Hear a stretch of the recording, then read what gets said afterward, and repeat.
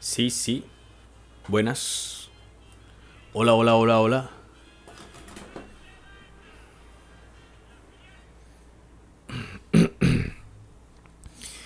Historia nocturna.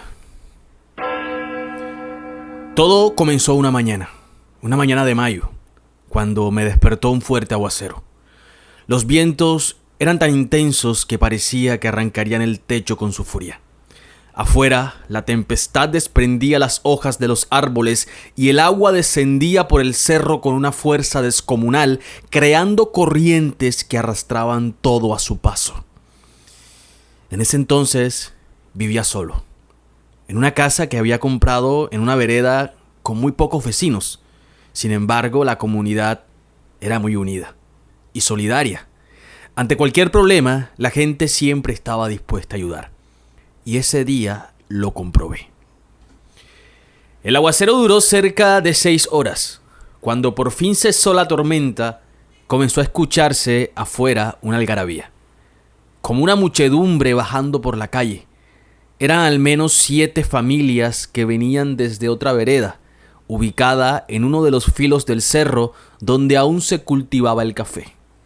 Un deslizamiento había arrasado con casi todas sus casas, y el río que descendía por esa zona se había llevado la mayoría de sus pertenencias.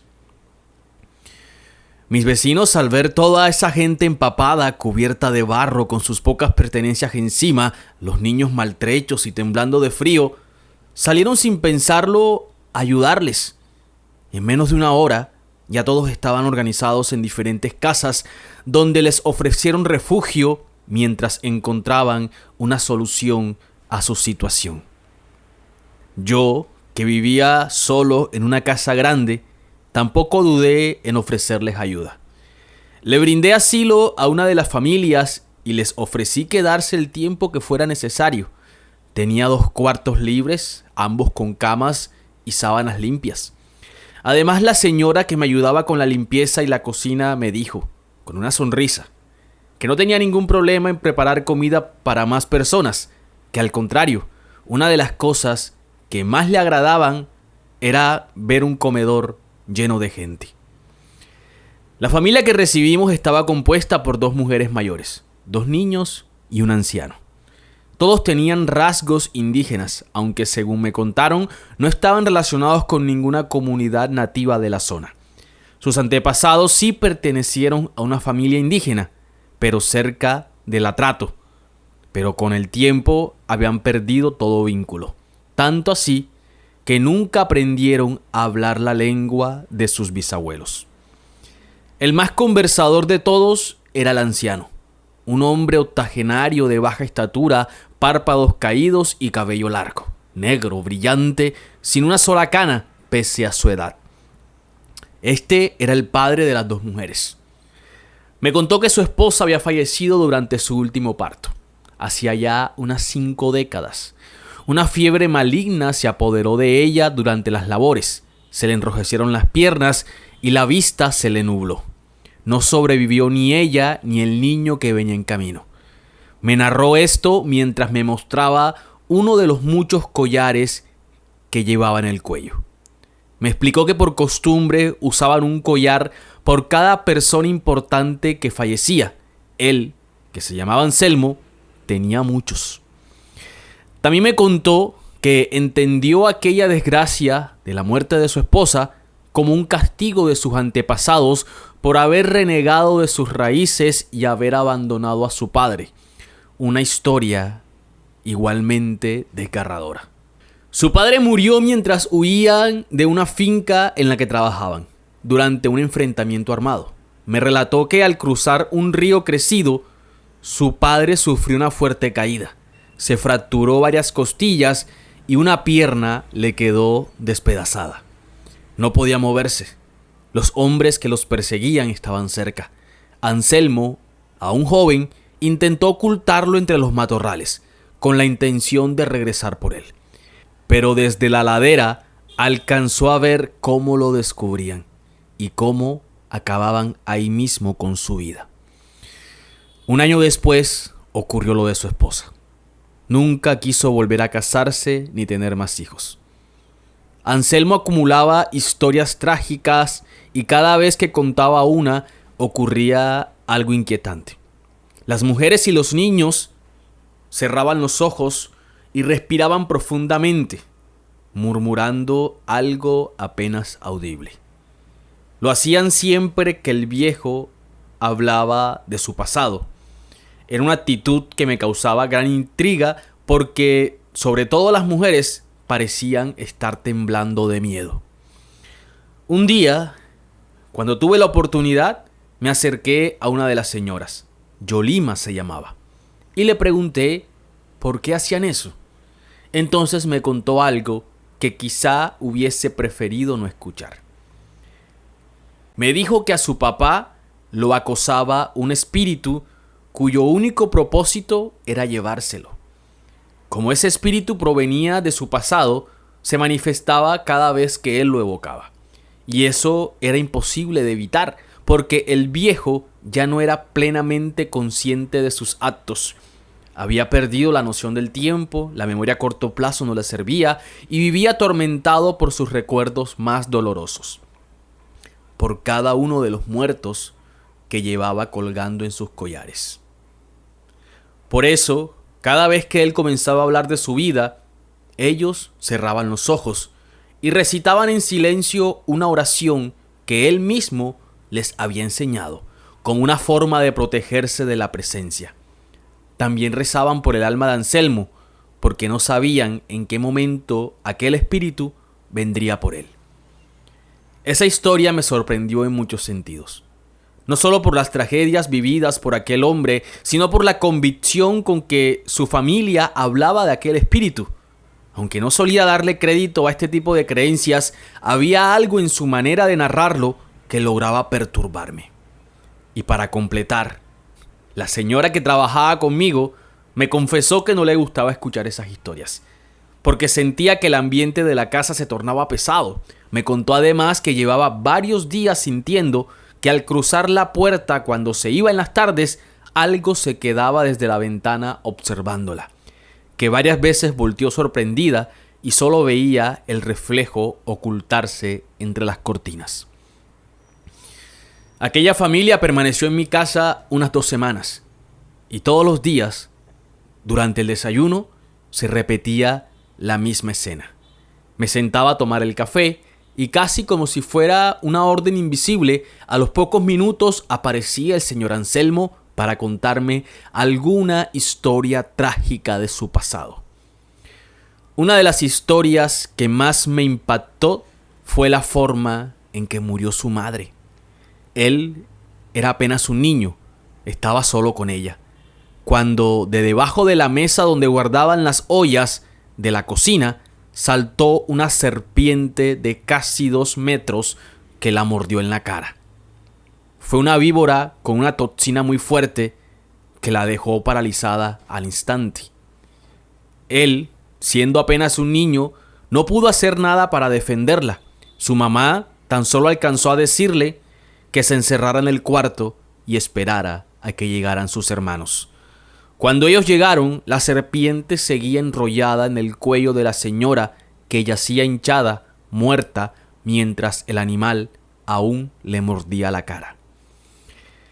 Cada vez que ese hombre me contaba una historia, a mí me sudaban las manos. Un escalofrío me recorría el cuerpo, como si una ventisca tibia me acariciara las orejas.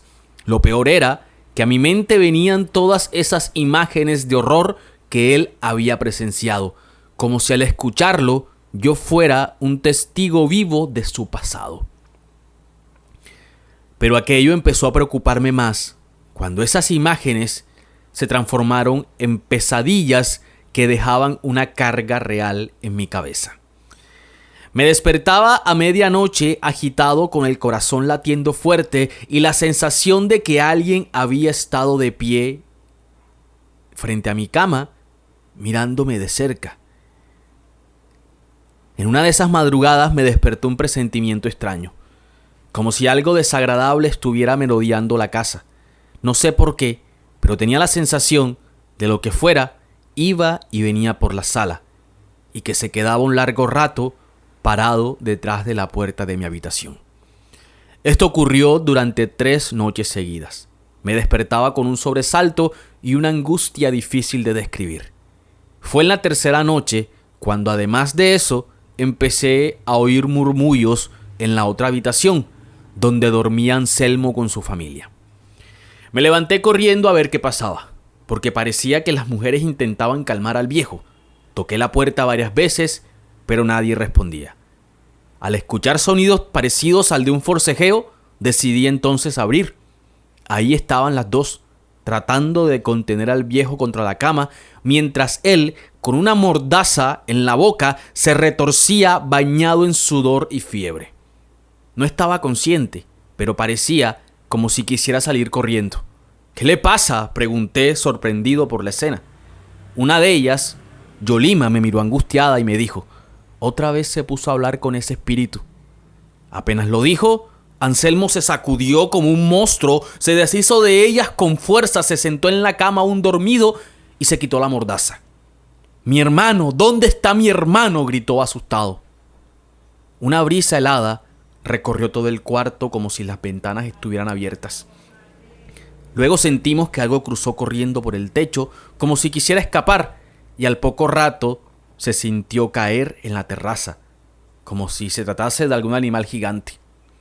En ese momento, uno de los collares que colgaban en el cuello de Anselmo se rompió y cayó al suelo.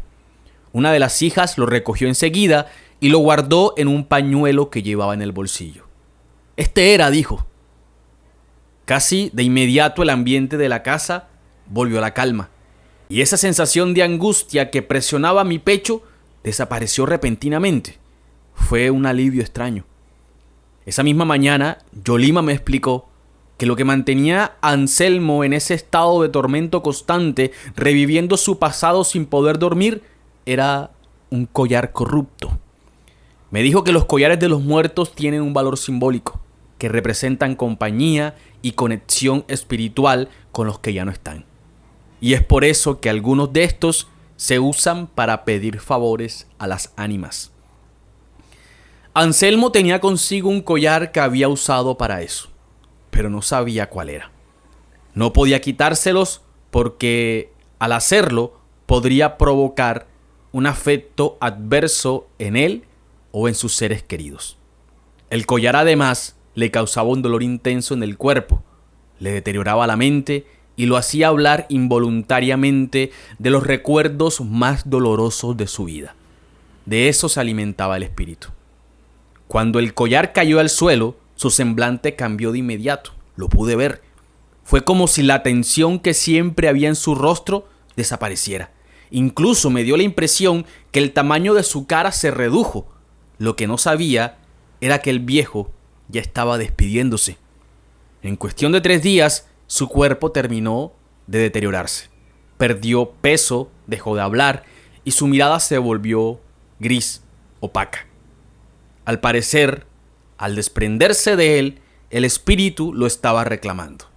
Y es aquí donde cobra sentido una de las tantas historias que me contó. Días antes de que se fueran de la casa, ocurrió algo aún más extraño. Recuerdo que me levanté de un brinco a eso de las 2 de la mañana porque sentí que algo me caía encima.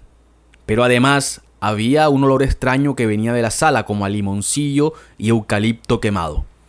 Busqué una de mis linternas porque en esos días se había caído la línea que suministraba energía a toda la vereda y esos trabajos solían tardar bastante. Era una noche fría, con una oscuridad espesa. Solo se oían algunas gotas caer del techo y aquella sensación de pesadez que suele aparecer cuando algo malo está a punto de pasar.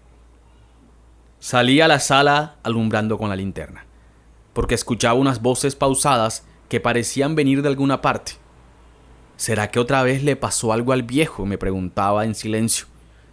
Pero la soledad era total. Me acerqué a cada una de las habitaciones y no escuché nada. Abrí con cuidado las puertas y todos permanecían dormidos, tranquilos. No había nada fuera de lo común. Sin embargo, había algo que me inquietaba. Sentía la presión de una presencia, como si algo me observaba en silencio. Recorrí varias veces la sala, salí al patio, subí a la terraza, pero no vi nada, solo oscuridad, sereno y frío, nada más. Fue cuando regresaba a mi cuarto que un sonido me paralizó el cuerpo. Un silbido suave y pausado dentro de la casa, pero que a la vez parecía venir desde muy lejos. Me quedé estático en mitad de la sala, tocándome el rostro pensando que tal vez estaba dormido. Pero entonces lo volví a escuchar. Era un sonido que por alguna razón me resultaba familiar, como un recuerdo antiguo, algo lejano en mi vida. Fue entonces cuando recordé una de las historias del viejo, aquella en la que me contaba cómo su hermano Catalino fue llevado por la guerrilla. Decía que cuando eso pasó, ambos se escondieron en los cafetales, pero aquellos hombres no iban a rendirse, estaban dispuestos a encontrarlos. No era posible permanecer ocultos mucho tiempo, correr tampoco era una opción. La zona era quebrada, peligrosa, y cualquier movimiento podría delatarlos. Correr tampoco era una opción. La zona era quebrada, peligrosa, y cualquier movimiento podía delatarlos. Tarde o temprano, una bala los alcanzaría. Entonces, Catalino agarró a Anselmo del rostro, le entregó su collar y le dijo: «Esto te va a cuidar. Vete lejos y no te preocupes por mí, que yo veré cómo me escapo. Pase lo que pase, recuerda que voy a regresar por ti para protegerte». Luego de esto lo empujó por el desfiladero en dirección a la quebrada, y en ese instante Catalino comenzó a correr montaña arriba, silbando. Era un silbido raro que solo él sabía hacer. Había aprendido a jugar con el eco de la montaña, de modo que cuando silbaba, el sonido se escuchaba desde distintos puntos a la vez. Eso le sirvió para despistar a los hombres y permitir que Anselmo se escapara. Sin embargo, una pisada en falso delató su posición, y ahí mismo acabaron con su vida. Anselmo decía que cada año en la misma fecha, el 25 de mayo, escuchaba el silbido de su hermano como si aún lo estuviera buscando. Pero él le respondía que no, que todavía no, que aún quería seguir viviendo. Aquella noche, una suave y leve brisa fría me recorrió de pies a cabeza. Casi escupo el corazón por la boca cuando levanté la mirada y vi a un hombre sentado en uno de los listones del techo. Estaba ahí, inmóvil, mirando hacia la pared de enfrente, silbando. Tenía un aspecto extraño, se veía joven, pero estaba descuidado, sucio, con el pelo abundante y enmarañado. No lo conocía, pero sabía que aquella aparición era Catalino. Lo veía tal cual como lo había imaginado en mi cabeza cuando Anselmo me hablaba de él. No fui capaz de pronunciar una sola palabra, simplemente me di media vuelta y me encerré en la habitación. A las pocas horas, casi al amanecer, los gritos de los niños y las mujeres invadieron toda la casa. El viejo había fallecido en la habitación de al lado. Cuando lo sacaron por la tarde, varias personas llegaron a darle el pésame a la familia. Entre el tumulto, vi al mismo hombre que se me había aparecido en la noche. Esta vez vestía de blanco y tenía un semblante más tranquilo. En ese momento cerré los ojos, respiré despacio y rogué para que todo lo malo que atormentaba a esa familia los dejara y que tampoco quedara nada en mi casa, pero que además, que ojalá el alma del señor Anselmo pudiera descansar en paz.